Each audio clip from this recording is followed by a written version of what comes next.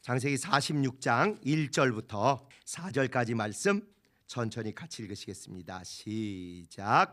이스라엘이 모든 소유를 이끌고 발행하여 브엘세바에 이르러 그 아비 이삭의 하나님께 희생을 드리니 밤에 하나님이 이상 중에 이스라엘에게 나타나시고 불러 가라사대 야곱아 야곱아 하시는지라.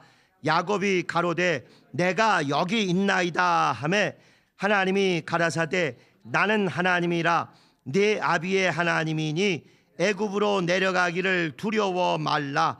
내가 거기서 너로 큰 민족을 이루게 하리라.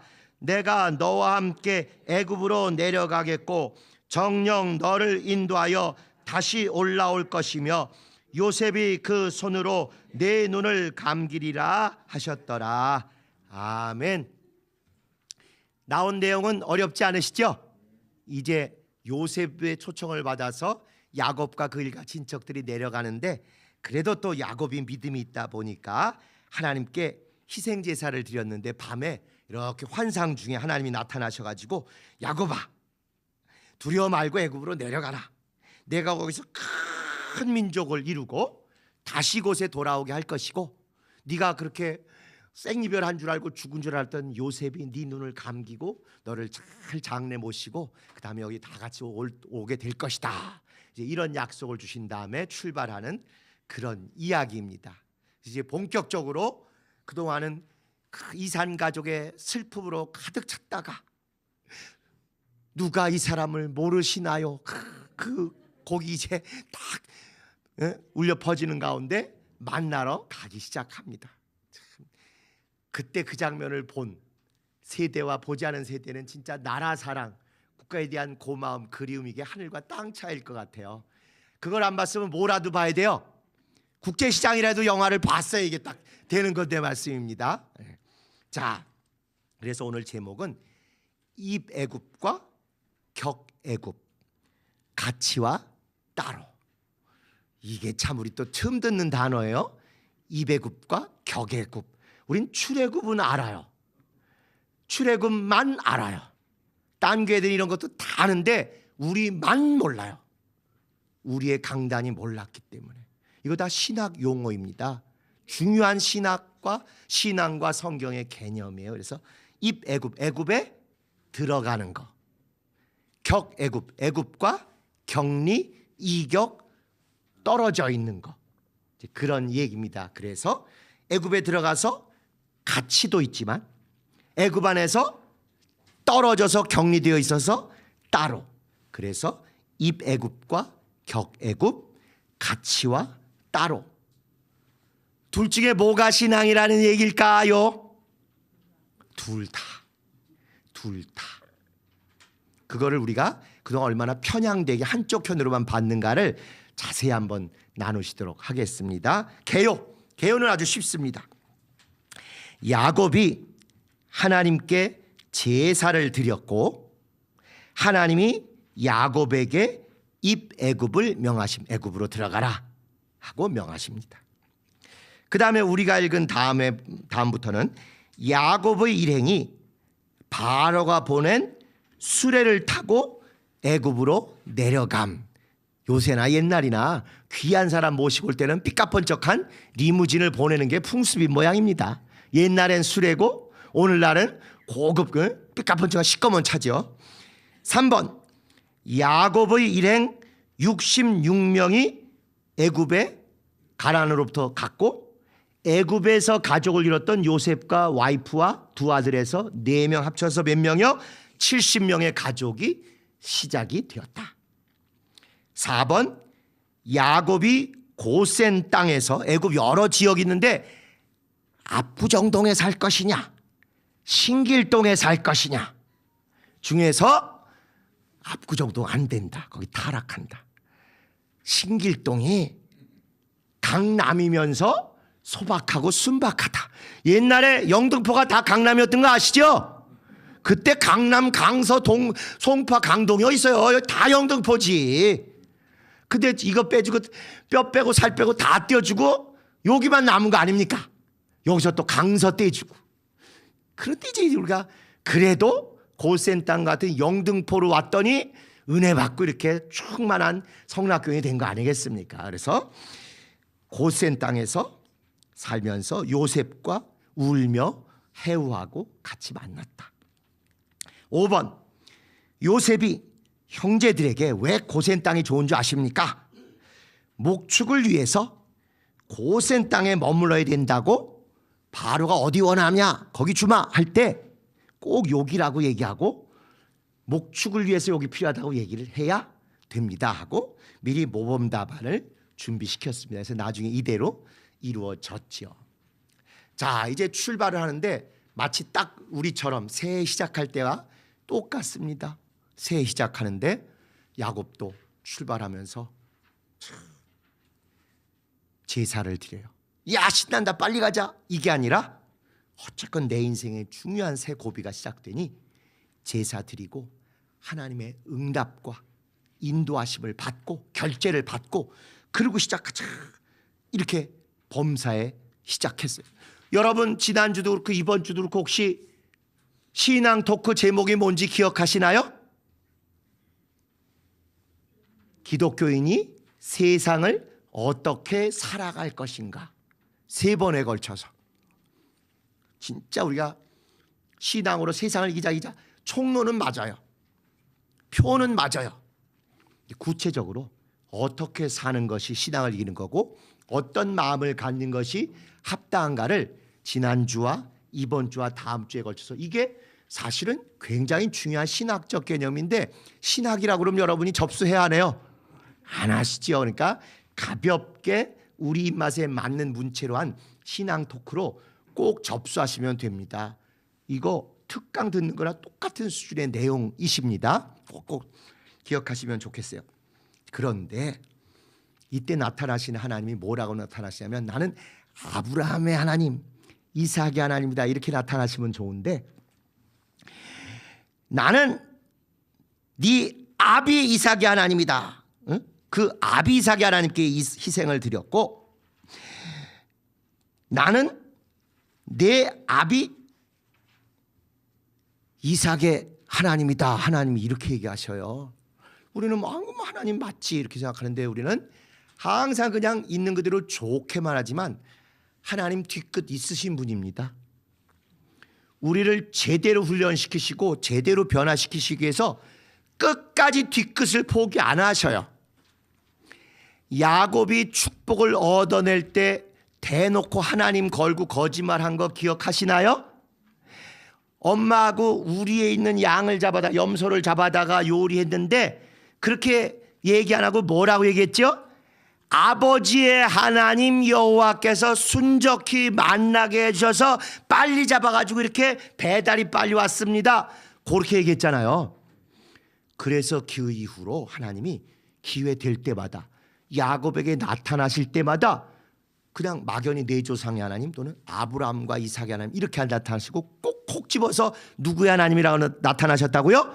네 아비 이삭의 하나님, 네가 사기칠 때 걸고 들어갔던 그 하나님이지롱 이렇게 나타나시는 거예요. 뜨끔하겠어요? 안 하겠어요? 회개가 저절로 됩니다. 회개가 저절로 돼요. 마치 예수님이 베드로에게 너 나 사랑해? 사랑하죠. 너 나 사랑해? 사랑한다니까요. 너 정말 나 사랑해? 아시잖아요. 왜 자꾸 3번씩이나 물으세요? 네가 나 3번 부인했잖아. 이게 거룩한 뒤끝이 있으신 거예요. 그 잘못했던 걸 완전히 쏟아버리고 완전히 기억에서 내보내고 다시는 돌아가지 말고 다시는 그거에 억압받지 말고 완전히 쫓아낸 다음에 제대로 나하고 새 관계를 맺자 이런 뜻입니다. 그래서 야곱도 만약에 믿음이 없다면 할 때마다 찔리고 할 때마다 두렵고 할 때마다 민망하고 숨었겠지만 이제는 그때 자기가 잘못한 걸 완전히 회개하고 맞습니다. 제가 오해하고 오히려 등쳐먹으려고 그러고 악용하려고 했던 그 하나님, 우리 조상의 하나님, 내 아버지 하나님, 내 할아버지 하나님, 당신께서 지금까지도 날 인도하셨지만 앞으로 이제는 실수 없이 제 허물이나 잘못이나 범죄 없이 제대로 인도해 주소서. 그 관계를 이제는 흔들리지 않게 제대로 맺자는 것입니다. 그래서 일부러 이삭의 하나님, 네 아비 하나님 이렇게 콕콕 찍어서 말씀하시는 거예요. 우리도 마찬가지입니다. 우리 과거에 나름 열심을 했지만 이게 내가 믿음 반, 사람 눈치 반, 저주받을까 봐 두려움 반 했던 것들이 있으면 그런 것들의 기회가 또 똑같이 나타날 때 그때 하나님하고 결판을 내셔야 돼요. 하나님, 내가 전에는 2017년 전에는 이걸 이런 식으로 생각하고 했지만 이제는 다시는 아니라는 거 아시죠? 나 달라진 거 아시죠?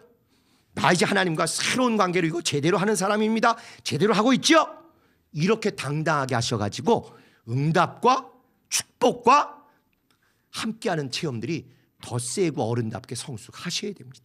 그래서 일부러 꼭꼭 이런 구절마다 하나님이 야곱에게는 뜨끔뜨끔할 만한, 그러나 이제는 허허 웃으면서 그렇지요, 제가 그때 참 말도 안 되게 멍청했죠, 제가 정말 어리석었죠, 믿음이 약했죠, 이제 극복했습니다, 하나님 아시죠? 이런 진짜 인격적으로 즐거이 대화할 수 있는 그런 관계를 맺기를 원하십니다. 우리 여기 계신 분들은 다 옛날에 구역장도 해보시고 지구장도 해보시고 교구장 다 해보시고 또 그때 새신자로 오셨다가 같이 늙어가는 처지가 되신 분들도 계실 것입니다. 옛날 얘기하면 서로 무슨 정죄하거나 민망하려고 하는 거 아니잖아요. 옛날 우리가 그렇게 막 잘 모르면서 버벅대고 뒹굴었던 시절이 너무 아름답고 소중해서 우리가 같이 이렇게 교회의 기둥 같은 일꾼들이 되었고 진짜 주님의 영광의 나라를 갈 때가 얼마 남지 않았다, 뿌듯하게 그 시절을 행복하게 회고하시는 것처럼 그런 일들을 하나님이 야곱을 통해서도 계속 하시는 것입니다. 자, 질문을 보시죠. 하나님이 야곱에게 애굽으로 내려가도록 명하신 근본 의도는 무엇일까요? 큰 흐름은 무엇이고 구체적인 계획은 어떻게 되셨을까요? 그게 아브라함에게 너 갈대아 우르에서 와서 내가 이 땅을 주겠다 약속을 하셨잖아요. 그리고 하늘의 별같이 땅의 모래같이 많은 자손을 주겠고 네 이름 유명하게 해주겠고 너를 축복하는 자는 축복받고 너를 저주하는 저주받는 자고 축복의 통로가 되겠다, 이렇게 약속을 하셨어요.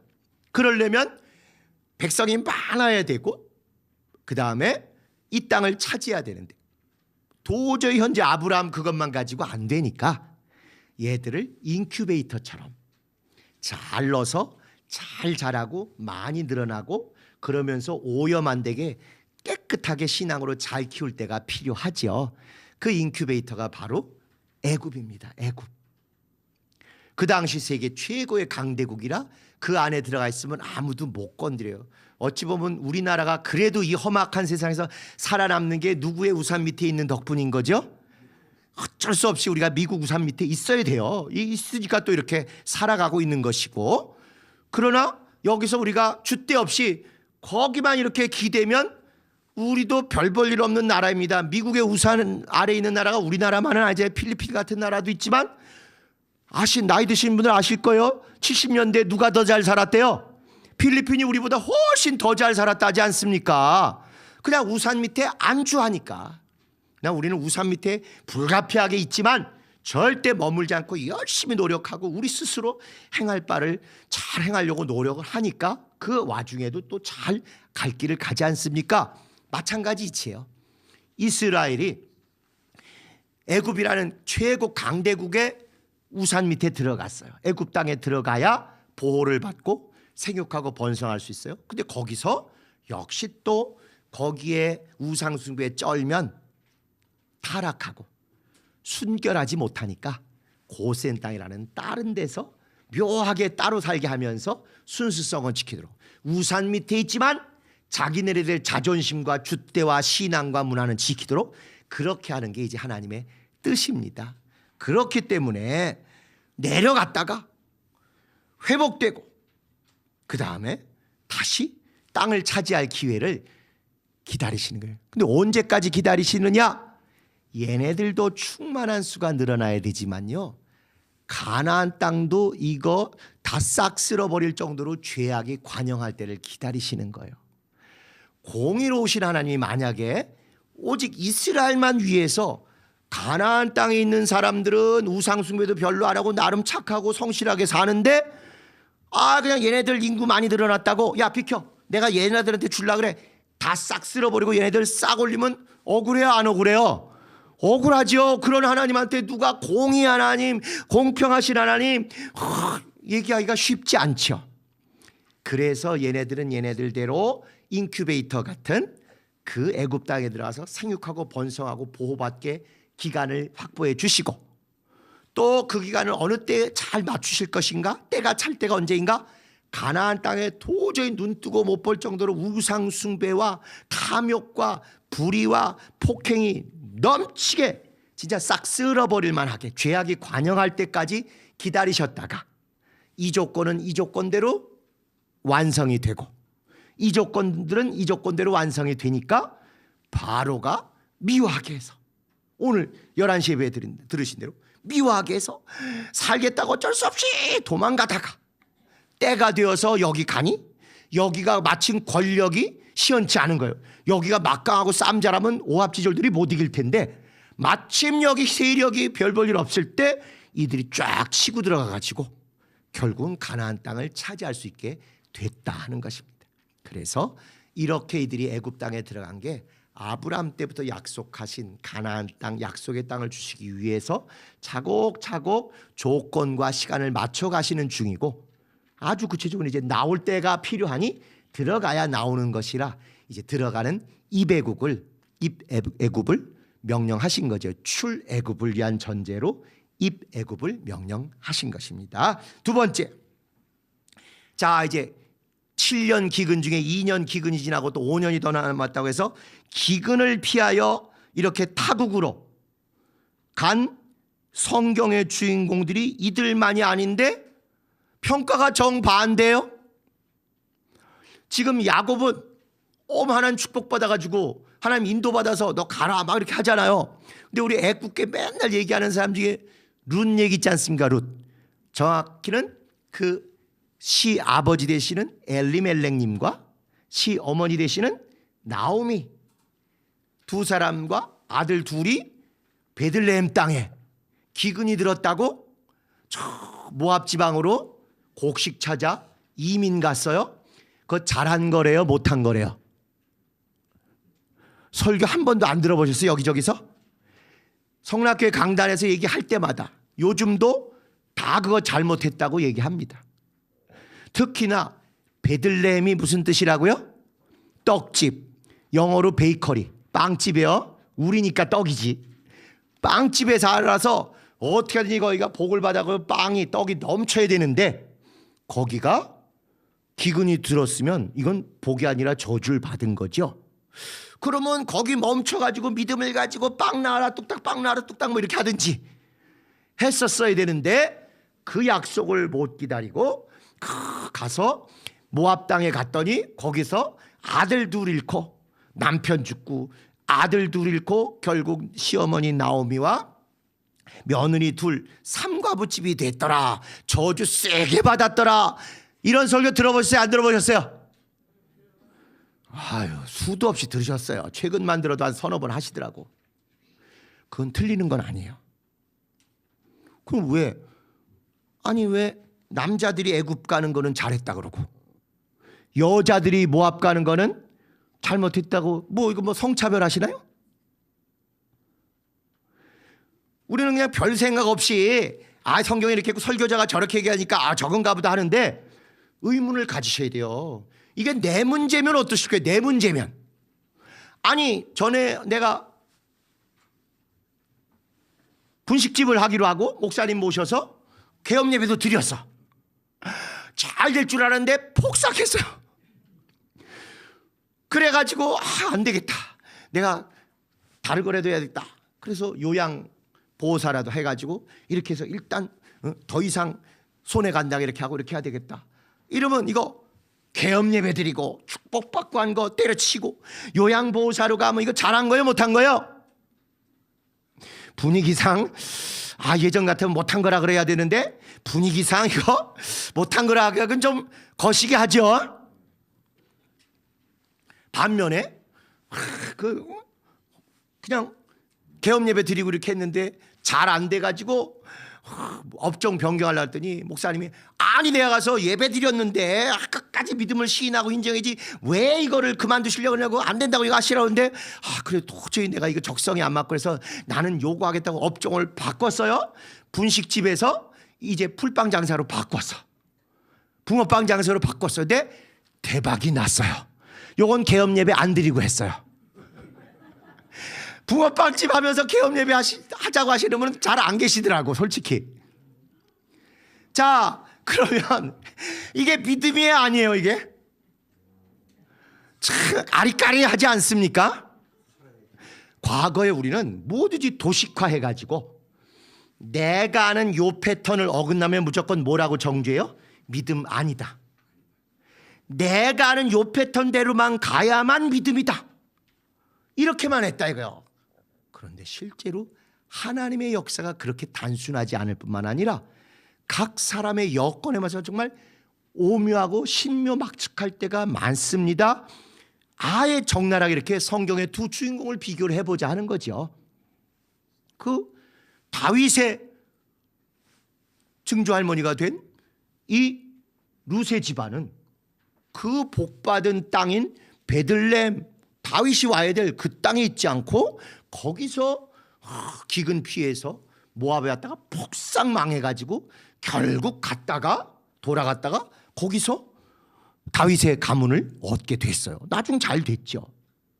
그걸 가서 나옴이 얻어온 게 가서 루스를 얻어온 게 정말 잘못됐다고 하기가 쉽지 않지 않습니까?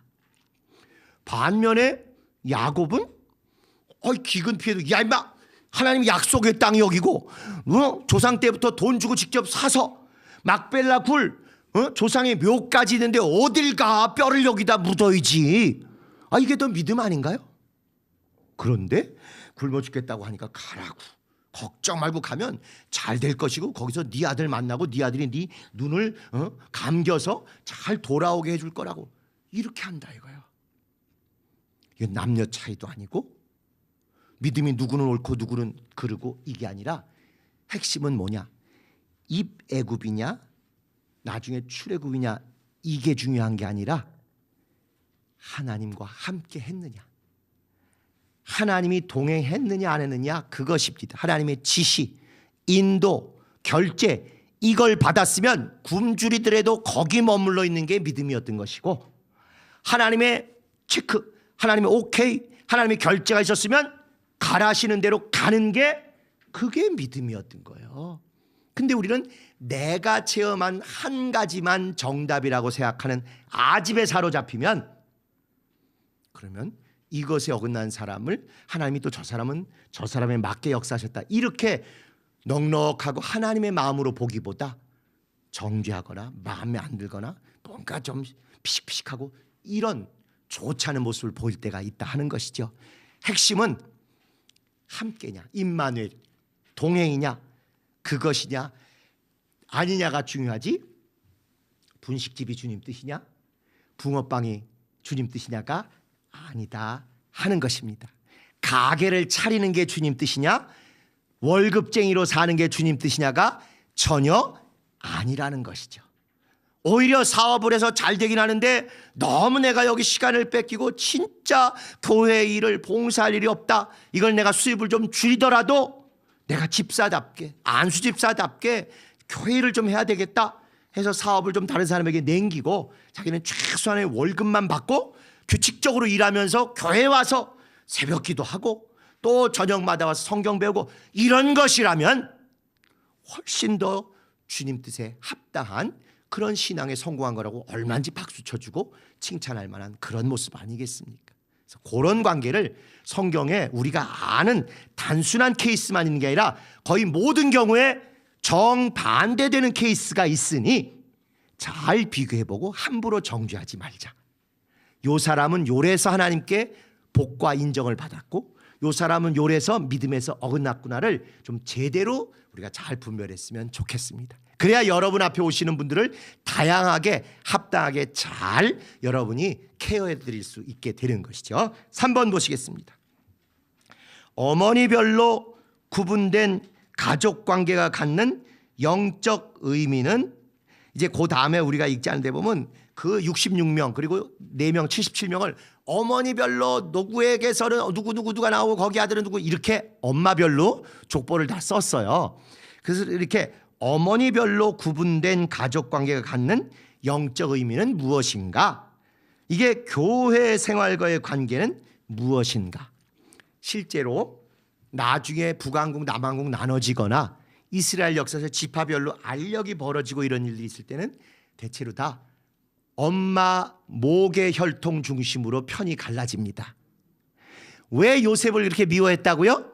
아빠가 편애하는 면도 있지만 그 엄마가 자기네 엄마가 아니잖아요. 라헬, 요셉이 야곱이 편애한 그 여인 말고 나머지는 얼마나 서름이 컸겠습니까? 우리 항상 주인공 중심으로 보니까 스스로를 다 자기가 누구라고 생각해요. 자기를 라헬이라고 착각하는 사람이 대부분이야. 성낙교 온 사람 대부분은 제가 볼 때는 레아나, 실바나, 비라예요.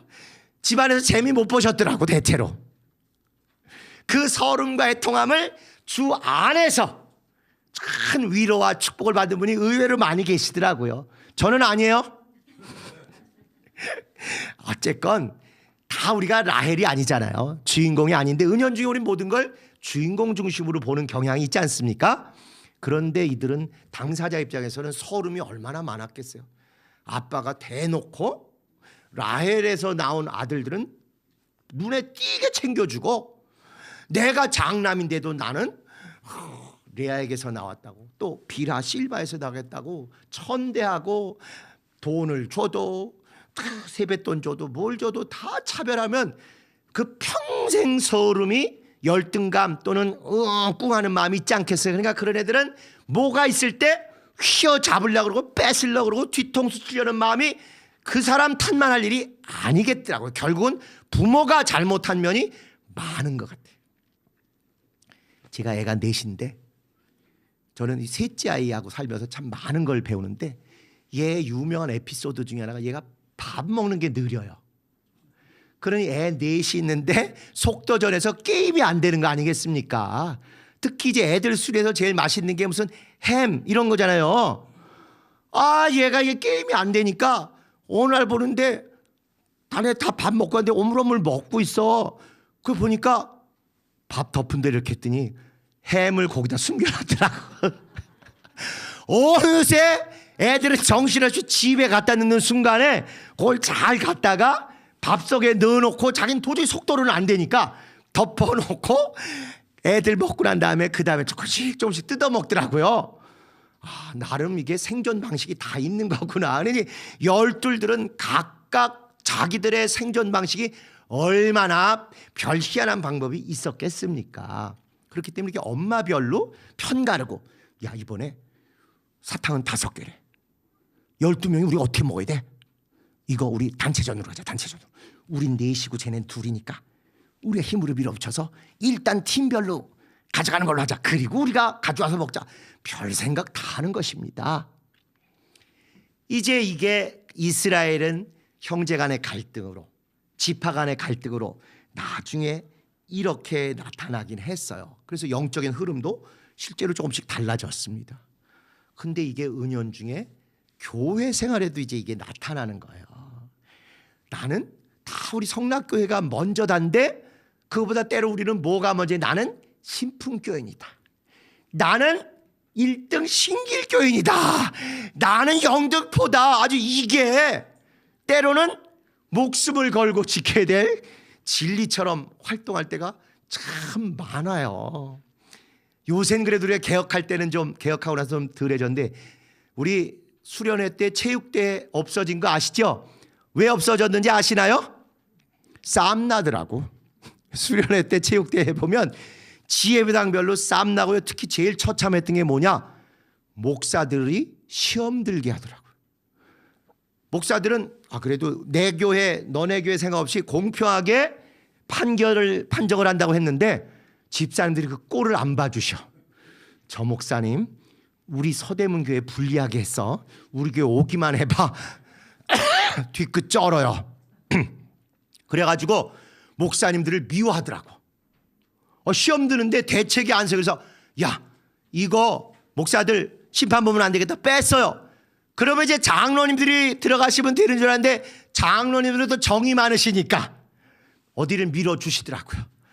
이게 입지가 말이 안 돼서 그래서 결국은 야 이게 은혜롭고 교제를 위해서 만들었던 체육대회가 마귀 밥이구나.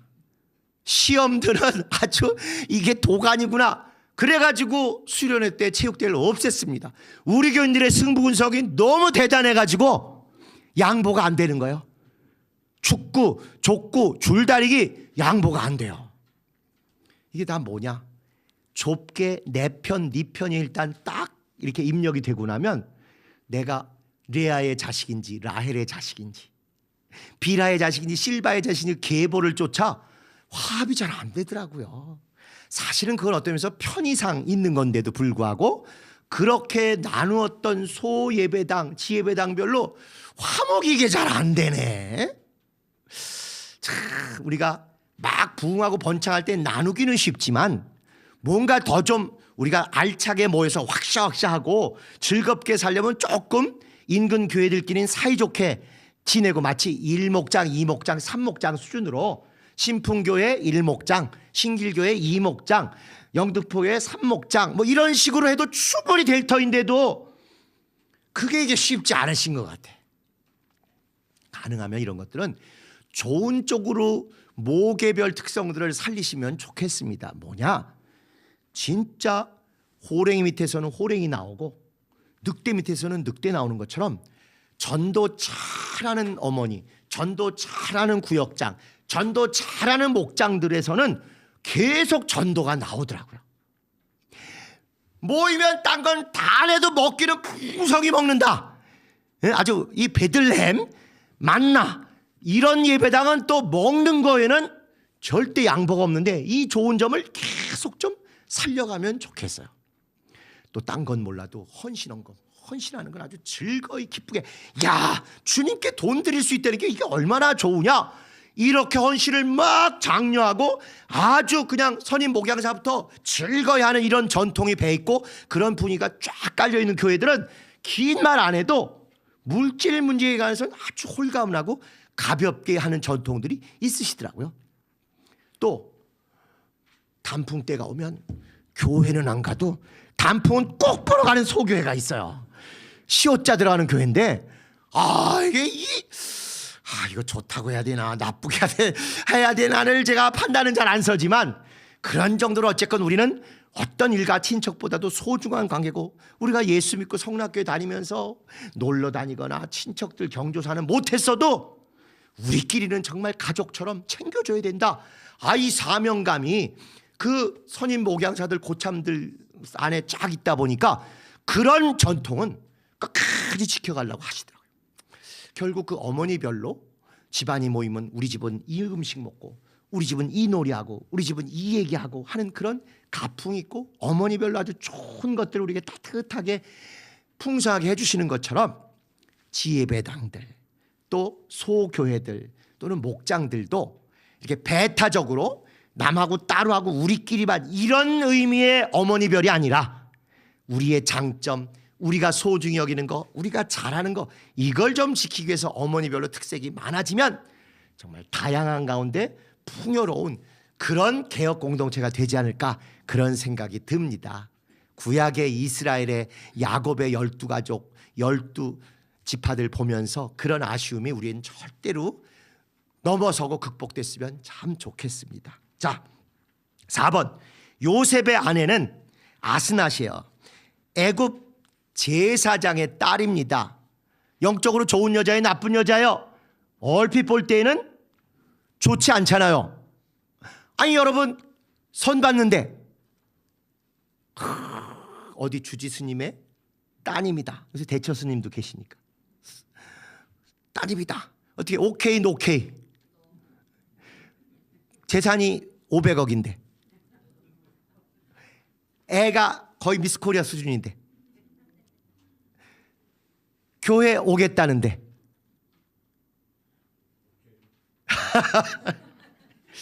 이게 참 우리가 은연중에 다 이 도둑놈 심보가 있어가지고요 다 된 걸 원해 완제품을 장로님이나 목사님 아들, 딸. 재산도 아파트 한 채는 걔 몫으로 있고, 신앙도 충만하고, 직장도 연봉 1억은 넘었고, 외모도 차은우나 무슨 칼이나 뭐 이런 수준은 돼주고, 그러면서 시댁이나 처가에도 너무 잘해. 그렇게 다 된 완제품을 원하는 게 우리의 모습이지요. 그런 걸 도둑놈이라고 하시는 것도 다 아시잖아요. 우리가 말은 못하지만 은연중에 우리에게 이 도둑놈 심보, 도둑놈 유전자가 제거됐다 안 됐다? 안 된 것 같아요. 극단적인 얘기는 하지만 이제 이 요셉이 결혼한 이 아스낫이라는 여인은 그 애굽의 큰 제사장의 보디베라의 딸이에요. 그런데 자세한 얘기는 나와 있지 않지만 이 요셉의 믿음에 전적으로 동감해서 그 자녀가 태어난 에브라임과 므낫세가 진정으로 믿음의 사람으로 계속 큰 것을 볼 때, 비록 출신은 그랬지만 신앙은 확실히 다르게 기독교인으로 하나님의 사람 변한 것 같습니다.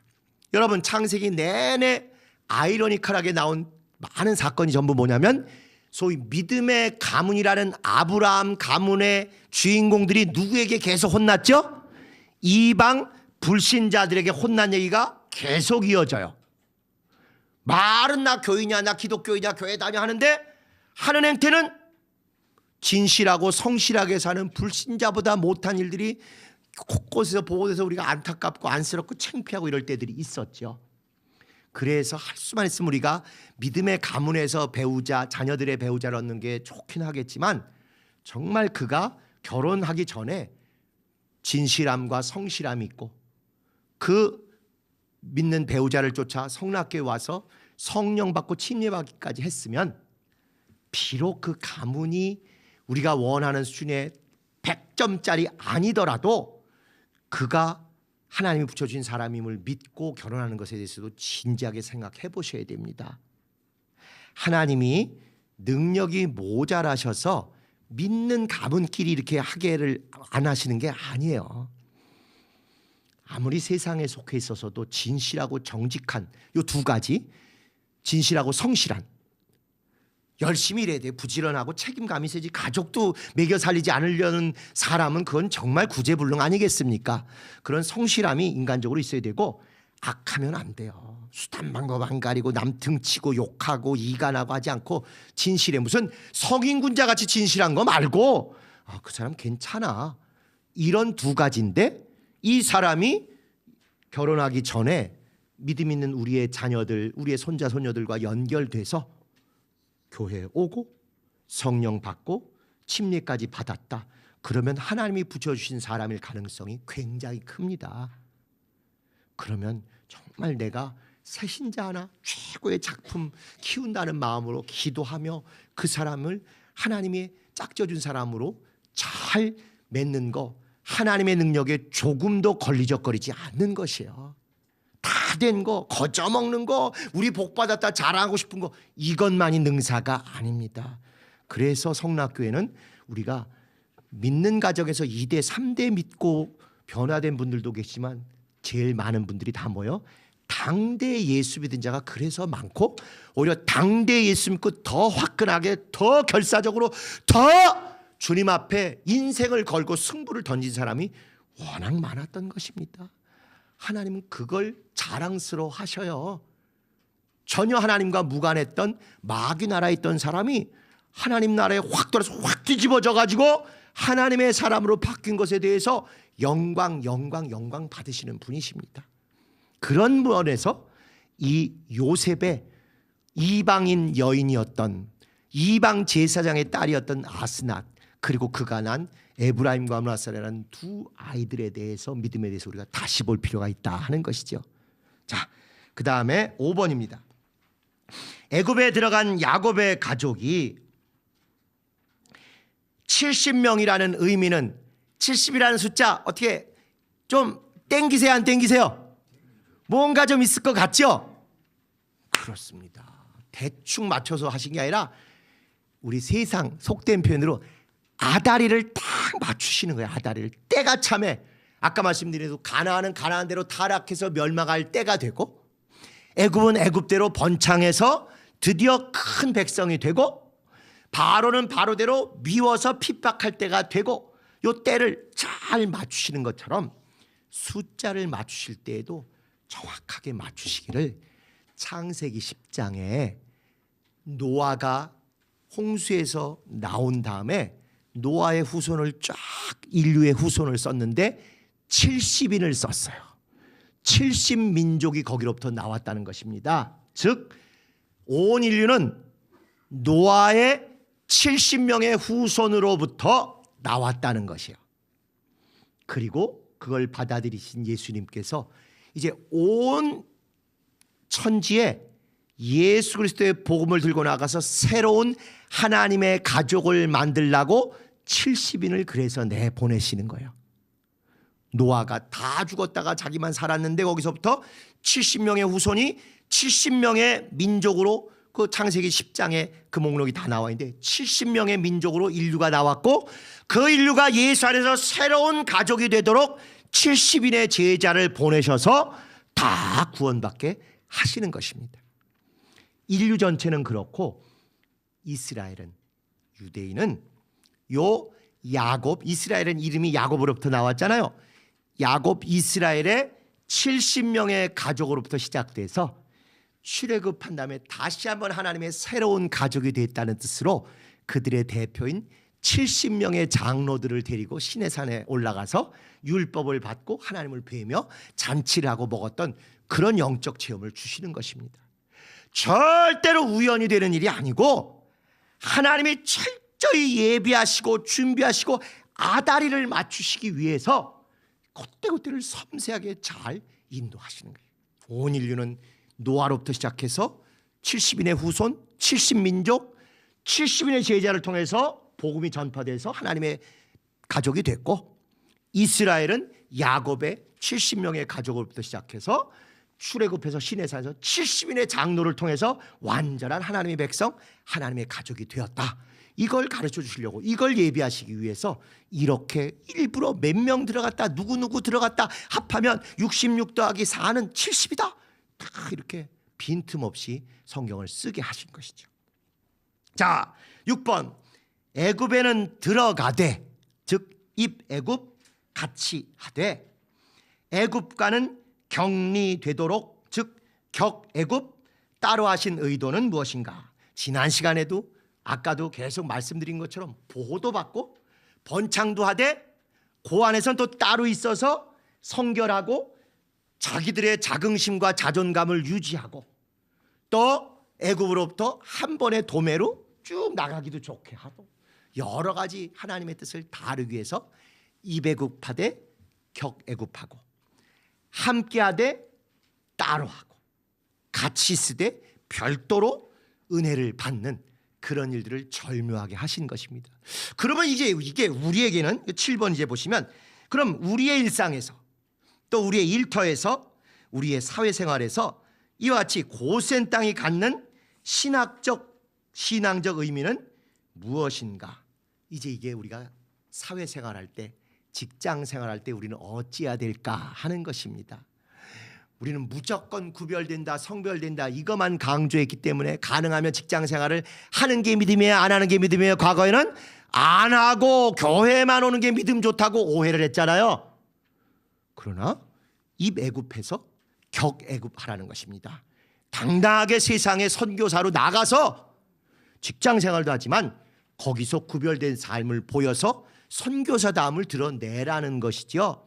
그래서 일을 할 때 불신자 못지않게 더 성실하고 더 정직하게 열심히 하되, 불의하거나 부당한 것에선 더 성결하게, 더 진실하게 애통해하고 떨어져 나오고, 이런 것들을 통해서 함부로 쟤는 함부로 건들면 안 되겠다, 쟤는 뭐가 달라도 다르다, 제가 다니는 교회는 나라도 한번 가보고 싶다, 이런 마음이 들도록 거룩한 두려움들, 거룩한 부담감들을 그 세상과 직장과 사회에 끼쳐야 되는 것입니다. 아까 말씀드린 대로 지난주와 이번 주와 다음 주에 3번에 걸쳐서 있는 기독교인들은, 신앙인들은 세상에서 어떻게 살 것인가, 이거에 자세한 해답은 그걸 좀 참고하시면 되겠습니다. 자, 요약. 야곱은 하나님의 인도와, 아까 제사 드렸더니 하나님이 꿈에 나타나서 가라 하셨잖아요. 하나님의 인도와 바로 및 요셉의 초청과 뭘 보내줬다고요? 리무진, 전차, 좋은 차, 초청과, 그리고 자신의 결단으로 애굽행을 시작함. 3가지가 다 필요하다고 썼어요. 평양감사도 지 싫으면 어떻게 한다고요? 안 가는 거잖아요. 아무리 하나님이 가라 그래도, 아무리 요셉과 바로가 좋은 걸 보내줘도 요거 우상의 땅에 가는 거 안 돼. 난 가나안 땅에 있어야 돼. 여기가 주님 주신 땅이 하고 바득바득 우기고 있으면 주님 뜻대로 산 게 아니라 주님 뜻을 어긴 게 되잖아요. 그래서 요 3가지를 항상 살펴볼 필요가 있어요. 하나님의 인도하심, 그 다음에 유력자, 사회적인 변화, 여건의 변화로 초청, 몰아붙임, 그 다음에 내가 할 것인가 말 것이냐, 정말 내가 뭘 원하나 주님 안에서 내 결심, 이게 합쳐져 가지고 애굽에 들어가게 됩니다. 2번, 야곱은 가나안으로부터 66명, 애굽에서 4명, 도합 70명으로 애굽 생활을 시작함. 그래서 이스라엘은 요즘도 군대를 조직하거나 무기를 만들거나 할 때 다 이 성경에 있는 숫자나 성경에 있는 명칭들을 붙여서 이름을 짓습니다. 그러니까 해외 소식 같은데 이제 그런 거 나오면 저 같은 경우는 전공이 그거니까 뜨끔뜨끔한 거예요. 저게 지금 출애굽기 몇 장에 나오는 그건데 막 두렵고 떨리기도 하고 막 영적으로 와 엄청나다, 막 그런 감동이 오는 것입니다. 어떻게 하든지 이게 성경 속에만 갇힌 옛날 이야기가 아니라 지금 21세기 내가 목숨이 오락가락하는 현장에도 나를 지키고 나를 인도하시는 살아있는 하나님의 말씀이다 철저히 믿기 때문에, 그렇게 그들은 지금도 이런 것들을 기준으로 생사를 좌우를 여기에 맡기는 거죠. 자, 3번, 요약 3번. 야곱의 가족들은 애굽인들과 구별되되 고센 땅에서 목축을 하며 살기 시작한다. 거기 나오기를 애굽 사람들은 농사 짓는 건 거룩하고 목축은 더러운 거기 때문에 우리는 너희들하고 같이 섞여 못 산다. 그러니까 너희들은 별도로 격리해서 좀 멀리 떨어져 살아라, 이렇게 얘기할 것입니다. 그러므로 그렇게 얘기하면 우리는 간섭 안 받고 떨어져서 우리 하고 싶은 대로 잘 살게 될 것입니다 하고 지혜를 준 거죠. 근데 돌이켜보면 요거는 창세기 4장을 되치게 하는 이야기입니다. 가인과 아벨 얘기 잘 아시죠? 가인과 아벨에서 가인은 농사 짓는 자고 장남이라고 우쭐대고, 아벨은 목축하는 자로 진짜 하나님의 은혜를 사모하며 애통하며 제사를 간절한 마음으로 드리는 그런 모습이었잖아요. 그래서 그게 그대로 반영이 돼가지고 역시 또 가인의 후예 같으니 애굽은 지들이 농사 짓는 민족이라고 자기들은 거룩하고 신의 자식이라고 생각하고, 목축하는 쟤들은 변두리에서 벨 볼 일 없는 더럽고 불결한 민족이다, 이제 이렇게 생각을 하는 것입니다. 근데 그렇지 않다. 하나님이 동행하시고 함께 하시는 이스라엘 민족의 축복을 이들은, 적어도 애굽 사람들은 눈으로는 알지 못하기 때문에 그런 얘기를 하는 것이죠. 자, 저장으로 가겠습니다. 입애굽, 애굽에 들어가는 거. 격애굽, 애굽 안에서 또는 애굽과 격리되는 거. 출애굽, 애굽으로부터 나오는 거. 환애굽, 애굽으로 돌아가는 거. 가나안 땅 가기 전에 힘들면 계속 뭐라 그러잖아요. 애굽으로 돌아가자. 환애굽, 이거 아주 죄악 중에 죄악 아닙니까? 망애굽, 애굽 망하는 게 아니고 애굽을 바라보는 거. 애굽이 좋았다. 애굽에서 뭐 먹었다고요? 부추 먹고 스테이크 먹고 뭐 먹고 막 이런 거. 에? 참 유치찬란해요, 그런 얘기하는 거 보면. 근데 어쨌건 그렇게 애굽에 연관된 신앙의 개념들이 굉장히 많습니다. 결애굽, 애굽과 완전히 결별하는 거. 폐애굽, 애굽을 완전히 닫아 걸어서 다시는 내가 안 가겠다, 퇴로를 끊고, 그런 정도로 하는 믿음이 하나님이 우리에게 기대하시는 믿음이에요. 그러나 경우에 따라서는 이배굽이 하나님 뜻일 때가 있다는 걸 알아야 되는 건데 분별이 안 되면 엇박자로 하는 거죠. 애굽에 들어가서 생존하고 살아남아야 되는데 아니요, 난 가나안 땅에 있을 거야. 하나님 여기 있으라고 전에 옛날에 얘기하셨잖아요. 여기 있겠어요? 그러면 굶어 죽는 거죠. 그래서 동행하느냐 함께하느냐 이것이 중요한 것이지 현상이 왼쪽이냐 오른쪽이냐는 두 번째 세 번째다 하는 것입니다. 그러니까 이런 것들이 하나님의 인도인가 아니면 개인의 성향인가. 뭐든지 아싸리 하는 거 좋아하는 분들 계시잖아요. 아싸리 타협이 없어. 멋 있는 것 같고 믿음 좋은 것 같지만 폭망할 때도 많습니다. 화평케 한다고 뭐든지 좋은 게 좋은 거라고 이렇게 다독거리는 분도 계셔요. 그런 분 때문에 또 시험 들게 하는 경우도 많습니다. 아니 우리가 개혁하기로 했는데 저건 정말 아니지 않느냐. 아 그래도 어떡해, 우리 교구에 있는데. 아니 고치고 다 설득하고 이렇게 바뀌게 해야 되는데 좋은 게 좋은 거라고, 한 영혼이 천하보다 귀하다고 진짜 불신앙이고 개혁을 말아먹고 저러다가 우리가 진짜 다 망할 수도 있겠다 싶은데도 옹영영하는 건 아닙니다. 근데 이런 것을 그때그때에 따라서 무엇이 주님의 뜻인가를 분별을 해야 되는데 그걸 안 하고 성향대로 나는 아싸리파, 나는 좋은 게 좋은 거파, 이렇게 되면요 콩가루 집안 되는 거 아니겠습니까 이게. 그래서 망해고 화내고 결해고 뭐가 됐건 그 자체가 믿음이다 아니다를 따지기 전에 진짜 주님이 현재 우리와 함께 하시나 않냐, 우리가 가고 있는 이 길이 주님 뜻대로 인도받고 있냐 아니냐, 성령이 지금 우리 움직이는 것 같냐 아니냐, 이걸 확실히 확인하고 나서 그럼 이때는 고하는 게 옳은 거냐 스톱하는 게 옳은 거냐. 아, 요거 좋지 않은 용어니까 가는 게 옳은 거냐 멈추는 게 옳은 거냐, 우하는 게 옳은 거냐 좌하는 게 옳은 거냐, 이런 고민들을 기도하며 우리가 해야 됩니다. 성향대로 막 가면 그건 믿음이 아니라 동호회가 되는 것이죠. 2번, 신앙과 인격과 생활이 잉태되고 성장하는 이런 인큐베이터 또는 어머니의 자궁과 같은 애굽이 또는 고센 땅이 우리 각자에게 어떤 곳이 있었던가. 여러분 예수님마저도 이 땅을 모태같이 자궁같이 쓰셨어요. 그분 그냥 하늘에서 하나님의 아들이신 거 영원전부터 변함없는 일이니까 그냥 모든 것을 다 왕권으로 기업으로 받으셔도 돼요.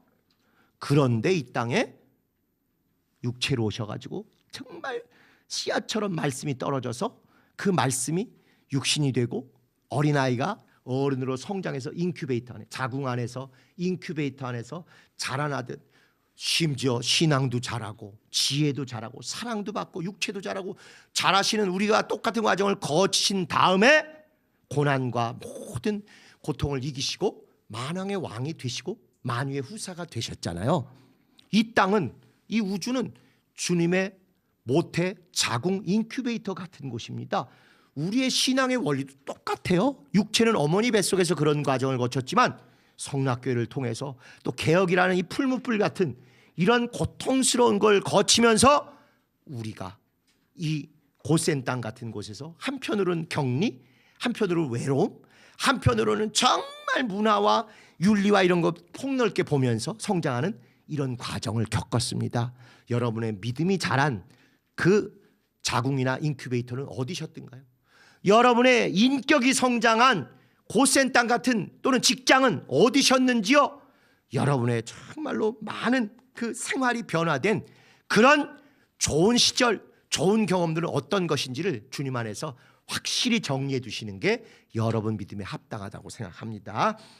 마지막, 애굽과 함께하고 같이 가는 것이 있는가? 세상과 애굽과 문화와 함께 가는 것이 있는가?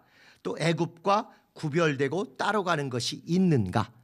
둘 다 하나만 믿음이고 하나는 믿음이 아니다가 아니라 주님이 함께 하시는 분명한 인도하심을 확인하고 양쪽에서 다 믿음과 은혜를 체험해 보셔야 합니다. 그래서 가나안의 기근이 있으니까 애굽으로 피신하는 이배굽이 구원이 됐어요. 그렇죠? 가나안에 있으면 멸망했을 텐데 애굽으로 들어가는 이배굽의 구원을 체험한 것입니다. 그런데 이제 애굽에 있다가 학대를 받으니까 출애굽 입 가나안이 돼야 되잖아요. 이렇게 애굽을 탈출하는 출애굽의 구원을 또 그 다음에 체험하게 됩니다. 어느 때는 입애굽이 구원의 체험이고 어느 때는 출애굽이 구원의 체험이 된다 하는 것이죠. 그렇게 구체적이고 생생하게 성경을 통해서 확인했기 때문에 때로는 직장에서 잘 되는 게 축복이라고 고백할 수도 있지만 때로는 직장에서 물 먹어서 한직으로 밀려난 것이 오히려 경건하고 영성을 쌓는 좋은 계기다 하고 우리가 진심으로 고백하고 인정하고 영광 돌릴 수 있는 것입니다. 그러므로 여러분, 출애굽의 구원만이 아니라 입애굽의 구원도 온전히 체험하시기를 예수 이름으로 축복합니다. 우리 2025년에 풍요의 축복도 체험하시고 결핍의 은혜도 충만히 체험하는 여러분 되시기를 예수님의 이름으로 축복합니다. 우리 주님과 주님 기도하시고 예배를 마치겠습니다.